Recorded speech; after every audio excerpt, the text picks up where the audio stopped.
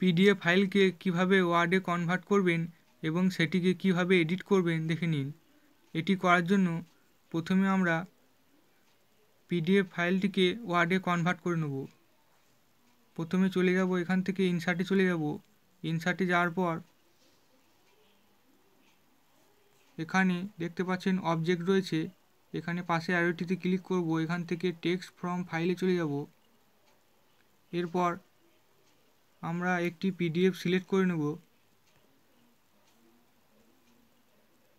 এখান থেকে আমি এই পিডিএফটা ইনসার্ট করে নিচ্ছি এখান থেকে।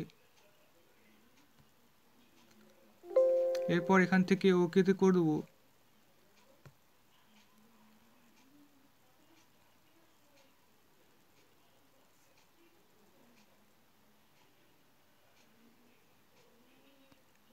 দেখতে পাচ্ছেন আমাদের পিডিএফটি এখানে দেখতে পাচ্ছেন ওয়ার্ডে কনভার্ট হয়ে চলে এসেছে। দেখতে পাচ্ছেন ওয়ার্ডে কনভার্ট হয়ে চলে এসেছে এটি।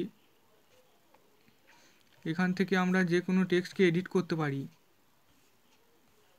দেখতে পাচ্ছেন এখান থেকে আমরা যে কোনো টেক্সটকে এডিট করতে পারি। দেখতে পাচ্ছেন কোনো লেখা অ্যাড করতে পারি।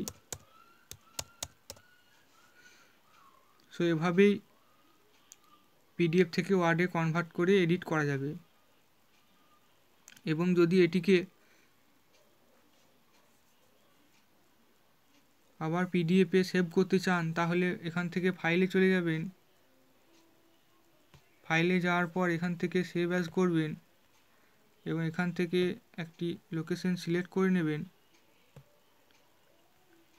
এরপর এখান থেকে ওয়ার্ড ডকুমেন্টের জায়গায় এখানে পিডিএফ সিলেক্ট করে এখান থেকে সেভ করে দেবেন, তাহলে আবার এটি পিডিএফে সেভ হয়ে যাবে।